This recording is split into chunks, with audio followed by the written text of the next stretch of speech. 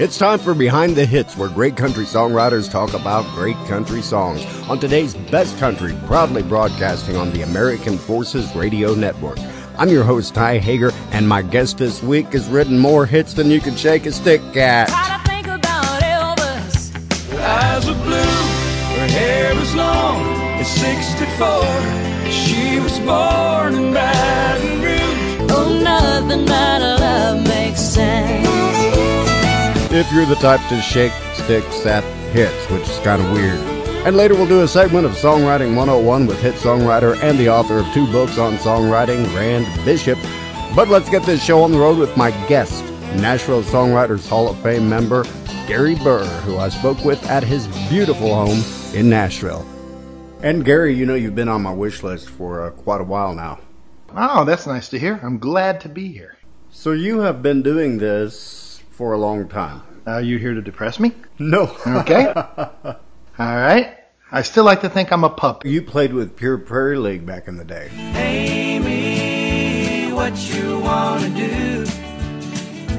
I think I could stay with you for a while, maybe longer if I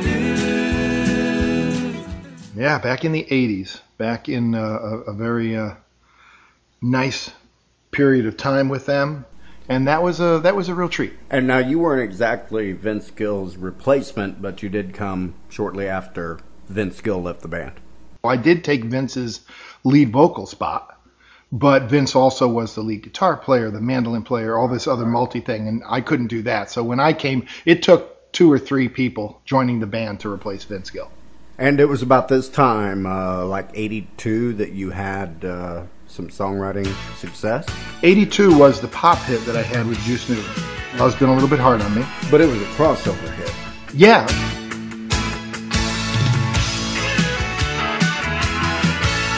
I've got nothing to be ashamed of. Love's been a little bit hard on me.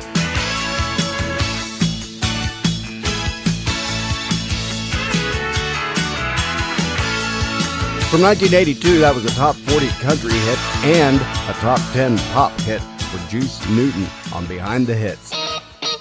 I'm your host, Ty Hager, talking in Nashville with my guest, Gary Burr, who wrote that song, along with many, many others. Now, you also played with Carole King. And I'll be there.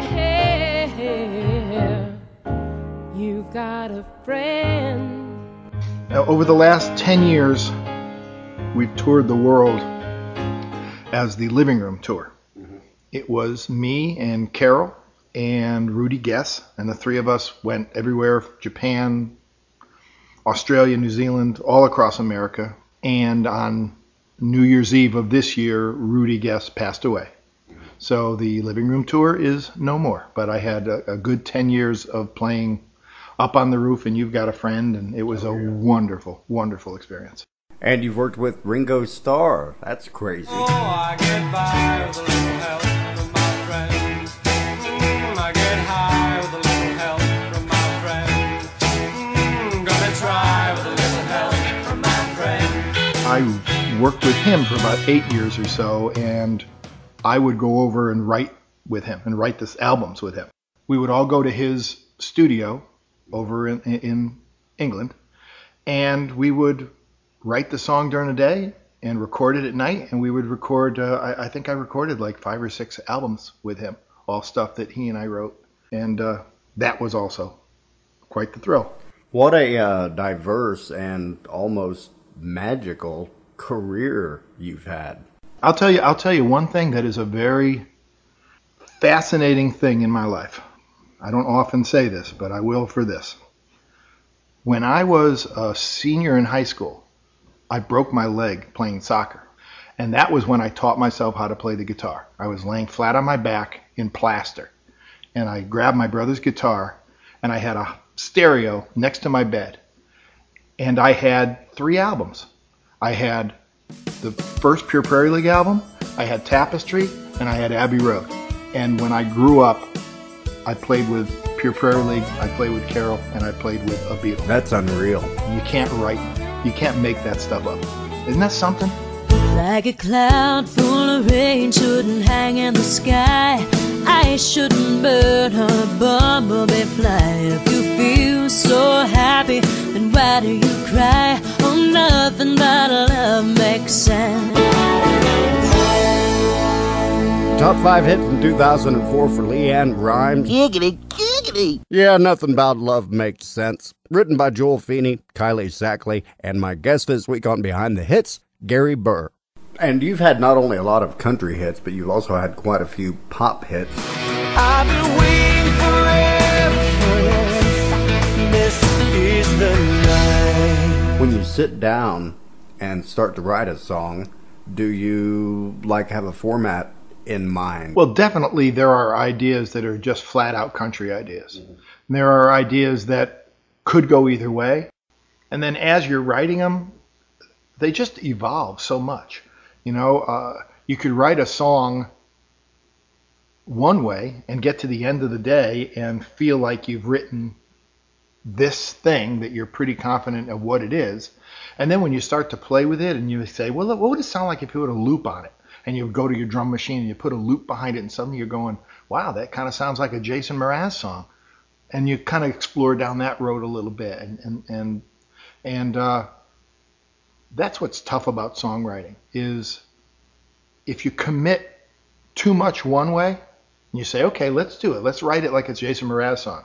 Then you've kind of screwed yourself out of any action in country. If you go too country, they're never gonna not hear it as a country song in the pop world. But if you do that middle ground between the two, you got something that's neither fish nor fowl, and then it doesn't have an impact. Right. You know, somebody told me long ago, either make them love it or hate it. If they don't feel real passionate one way or the other about the song, you fail. It's that middle ground that you want to avoid. I'm in need of a remedy to cure me from loving you. You're out of my bones.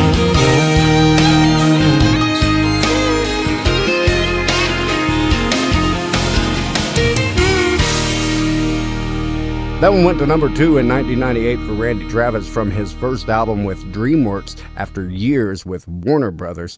That's Out of My Bones, a tune written by my guest Gary Burr, along with Robin Lerner and Sharon Vaughn. We've got more to come on Behind the Hits with my guest Gary Burr. If you think I won't go, watch me. No, she can't be really gone. Plus Songwriting 101 with Rand Bishop. I'm your host Ty Hager, and we are in Nashville talking with hit songwriter Gary Burr.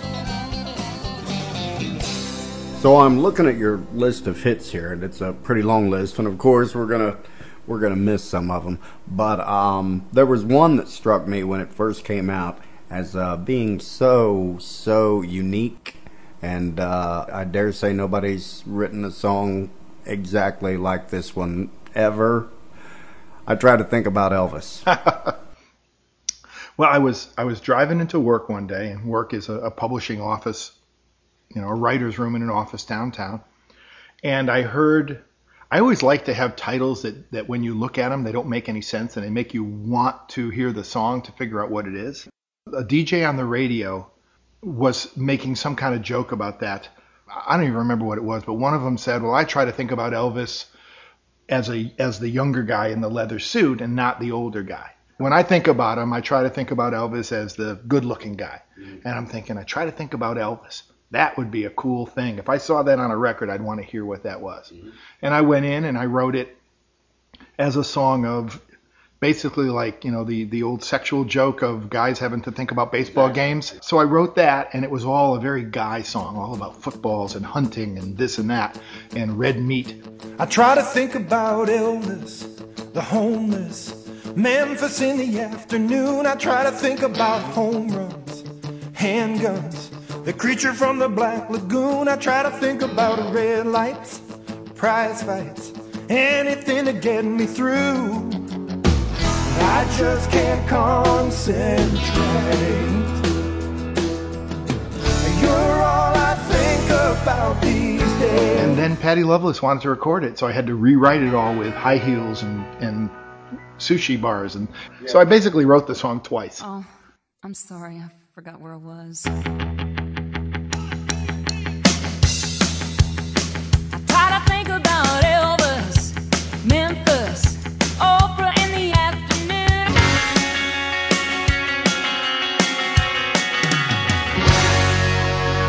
That one reached number 3 in the fall of 1994 from her top 10 album, When Fallen Angels Fly. There's Patty Loveless with I Try to Think About Elvis, written by my guest this week on Behind the Hits, Gary Burr. Now, you've had quite a few hits with chicks, so to speak. Yeah, I think it's just a coincidence. I think that when I've been in my career, the pendulum swings back and forth between guys dominating the industry, and then they fade, and then the girls dominate the industry. And it seems to keep going back and forth, struggling between them.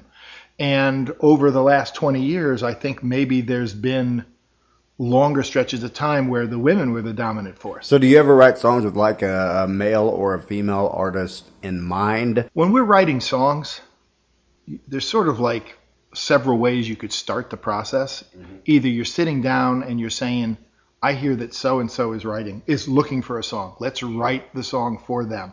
And if that's a female, then you're not worried about, you're aware of the fact that if they don't do it, you will have to keep pitching it to females. Mm-hmm.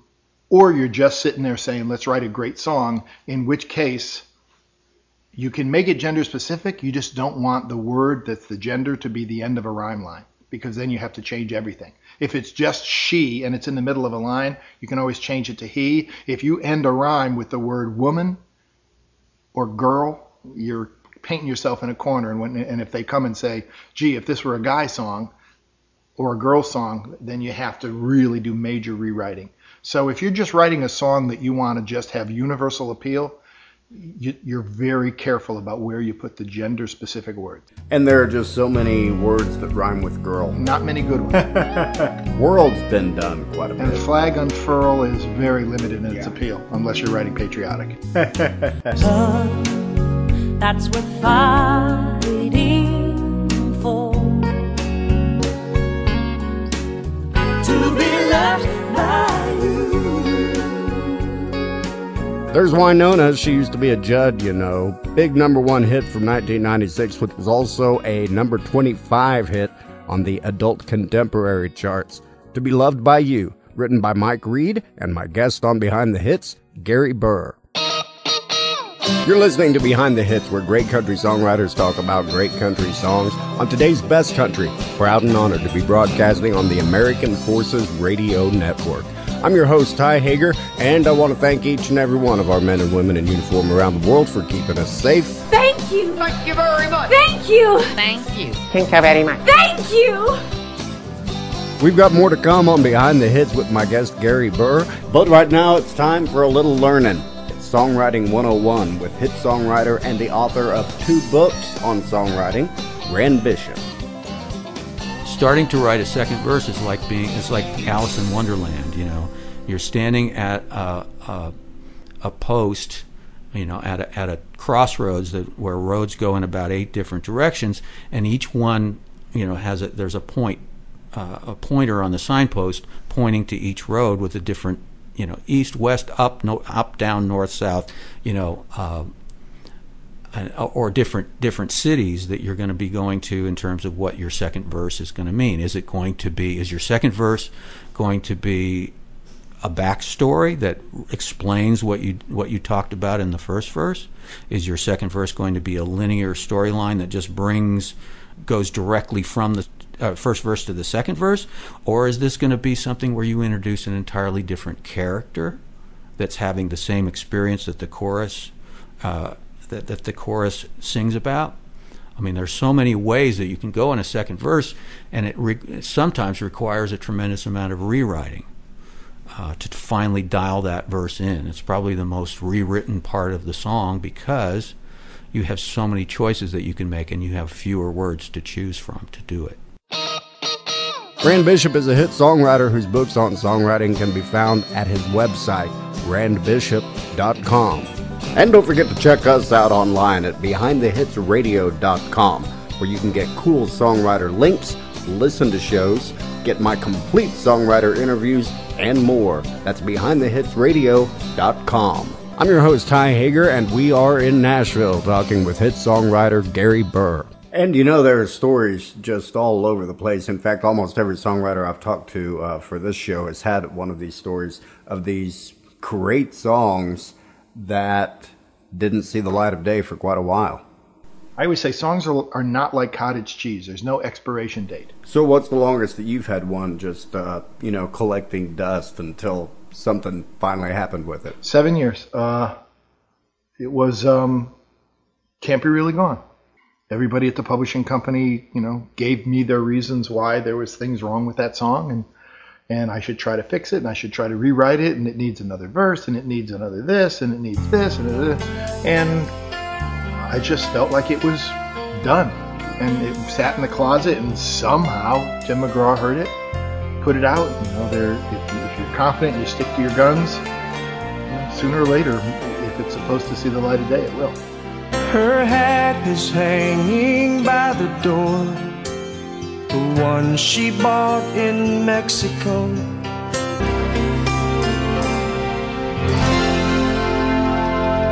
Tim McGraw from 1995's All I Want. That's Can't Be Really Gone, a number 2 hit, written by my guest Gary Burr. And you're also kind of like a songwriter's rights advocate. In fact, I think it was in 2005, you testified before Congress. Yeah, actually we're in talks now to go up again soon. I've done a little bit. There are people in this town that have been just untiring and ceaseless about going up there and protecting writers' rights. Mm-hmm. And if I helped incrementally, I was glad to do it, and I'll go up anytime I can to help again. It makes such a big difference when you sit in those senators and congressmen's offices and play them songs and explain that that this is this job is a struggle just like any other job, and it's not just magic stuff that floats in the air for anyone to take. And there really is a big myth that once you write a hit song that you're pretty much set for life. Well, it's that old joke. I have all the money that I need as long as I die tomorrow. Yeah, that is a myth, and you do have to. If you explain it to anybody, they understand. If you have a hit and you've been working at this for 30 years, that's not a lot per hour that you've put in. And it's kind of like I heard about pro golf. In the writing industry, 1% of the writers out there are professional writers. Mm-hmm. And out of that 1% have ever written a hit. And 1% of that 1% have ever had multiple hits sustained over a period of time. You do the math. How many people out there are those guys? So then you yourself, you're in that percentile that has like the decimal point and like several zeros and then a 1, something like that. And you know what? I'm struggling too. I'm struggling because, the longer you've been in this business, the more your infrastructure is and the more it takes to keep you going. And, the days of writing a song, putting it on a cassette player, and walking over and putting it in some guy's mailbox, and then you get a phone call going, "This is good, I'm going to cut this," are gone. We can't do this on a cassette deck anymore. Underneath us, I've got a studio with a heap of money invested in it. I've got pianos, I've got the tools of my trade. It used to be a funky acoustic guitar or a ukulele and you'd be fine. Mm-hmm. The tools of the trade now are, I have a lot of money invested. Everyone is struggling now, and anything that helps the laws be respectful to help us earn the money that our creativity gives us the right to, I will fight for. The more I needed, the less you gave. Oh, watch me. Lori Morgan took that to number 2 in 1992, a tune written by 2 of the biggest names in the songwriting biz, Tom Shapiro, and my guest this week on Behind the Hits, Gary Burr. Now let's talk about this one. This was quite a while ago. As we record this today at your house, it is the day after Father's Day, and you wrote this one for your dad, and it was a pretty big hit and just a great, great tune for Conway Twitty.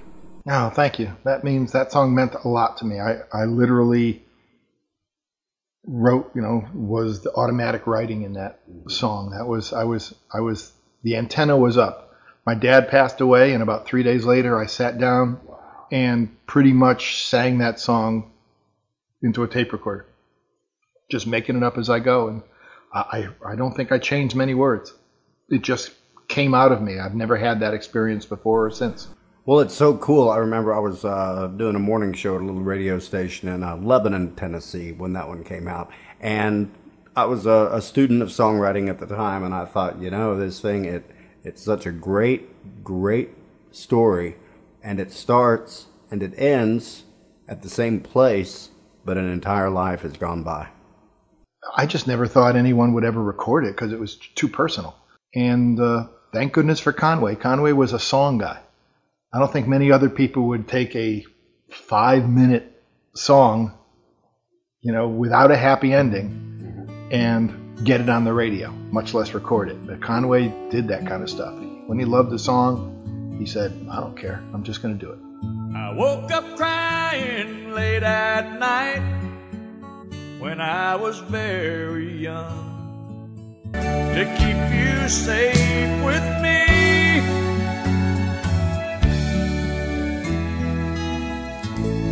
A top 10 hit from 1987 from the late, great Conway Twitty, and just a beautiful tune written by my guest this week on Behind the Hits, Gary Burr. And so much has changed now. It's the digital age, and everybody's downloading songs, and a lot of times they're not even buying CDs. They're certainly not buying albums, but so everything has got to be so singles driven. It is. You used to be able to get on 2 or 3 records as album cuts and make your nut for the year. Now everyone is fighting for the singles. And between that and the fact that in at least the country industry, I think in the pop industry too, it has constricted and become little armed camps of a producer, an artist, and a writer, or a couple of writers. And they are their own self-contained thing. They don't need to go outside to find singles. So that restricts it in a lot of ways. So, yeah, and not to mention that the charts are, songs stay on the charts now for 40 weeks, 50 weeks before they peak. And so some acts only get 2 singles off of a album in a year. So everything kind of is contracting, and it has become a bit of a jungle to fight for those singles that you get. But, looking at it positively, the great songs usually win out. You can't keep a really well-written song down. Somebody's going to hear it. Somebody's going to want to make sure that the rest of the world hears it. I thought I knew the girl so well.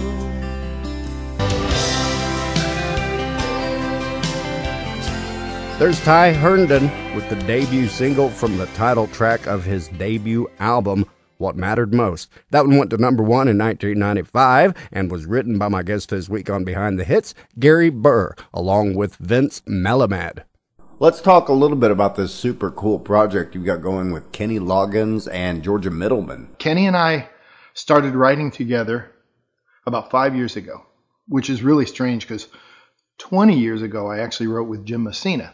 I never thought that 15 or 20 years later I'd be writing with his partner. Your mama don't dance and your daddy don't rock and roll. So Kenny and I wrote, and we wrote really well together, and we sang really well together. And he jokingly said, if this was 20 years ago, we'd make a band. The last time I felt like this, I made a band, and it was Loggins and Messina. And a couple of days later, he called me up and said, you know what? Let's start a band. And I was thrilled. And then about a week later, he called and said, I've been thinking, let's add a female so that we have the harmonies. And I said, I got just the person. Yeah, I've known Georgia Middleman for years, and she is great. That's what I'm talking about. Georgia's amazing. She has her own albums. She was a recording artist here in town. She's a hit songwriter. Keith Urban's I'm In. So if you need a lover and a friend, baby, I'm in. Kenny came to town. 3 of us sat down and sang. It was magic. We said, okay, that's it. Let's get started. And we wrote a song that day. And it's been great. And we've got Peter Asher going to produce us in August. And we're going to be on tour all summer as Blue Sky Riders. On the radio, there's a song that's playing, I swear I wrote, and every single word rings true. On and on I go, just 4 worn tires on an open road, and a new song every mile or 2. Yeah, that's just what I do. I'm a rider, cross the great unknown, that horizon, don't need to get no closer. Let the wheels keep rolling, 'cause wherever I go, cross the blue, cross the sky, I know I'm finally home. Gary, it's been an honor and a pleasure, and thank you for inviting me into your lovely home. It's been fun, man. Thank you. Well, I'm glad to do it, and I'm glad we figured out a time to do it, and I'm happy to get my delusional opinions out to the world. That's going to wrap it up for another Behind the Hits, where great country songwriters talk about great country songs. I'm your host, Ty Hager. I want to thank my special guest and Nashville Songwriters Hall of Fame member, Gary Burr. Gary's website, you may find this hard to believe, it's GaryBurr.com. Behind the Hits is produced by Bass Ackwards Productions in Bartlesville, Oklahoma, in association with Jagger Payton Radio in Austin. JaggerPayton.com. Co-production and engineering assistance by Steve Goody at Pitch Perfect Recording in Nashville. PitchPerfectRecording.com. Theme music by Rebecca Kraft, produced by Steve Goody. PitchPerfectRecording.com. Post-production assistance by Bill Livingston at Automatic Productions in Dewey, Oklahoma. Woohoo! Also want to thank the Nashville Songwriters Association International. NashvilleSongwriters.com. And don't forget to check us out online at BehindTheHitsRadio.com, where you can get my complete songwriter interviews, cool songwriter links, and more. That's BehindTheHitsRadio.com. Behind the Hits is copyright 2011 Bass Ackwards Productions, and don't think we won't sue you.